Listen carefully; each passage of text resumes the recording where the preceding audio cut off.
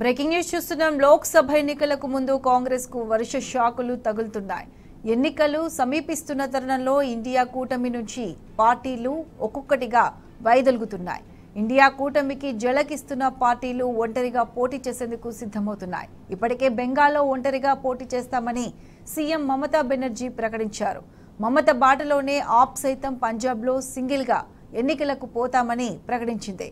TMC ఆప్ నిర్ణయాలతో India కూటమిలో గందరగోళం నెలకొంది. అటు మహారాష్ట్రలోనూ సీట్ల విషయంలో కాంగ్రెస్, ఎన్సీపీ, శివసేన మధ్య ఏకాభిప్రాయం కుదరలేదు. కాంగ్రెస్ తీరుపై కూటమిలోని పలు పార్టీలు తీవ్ర అసంతృప్తిలో ఉన్నాయి. దీంతో ఎన్నికల్లో ఒంటరిగా పోటీ చేసేందుకు మొగ్గు చూపుతున్నాయి. కూటమిలోని పార్టీల నిర్ణయంతో కాంగ్రెస్ దిక్కుచోచని స్థితిలో ఉంది.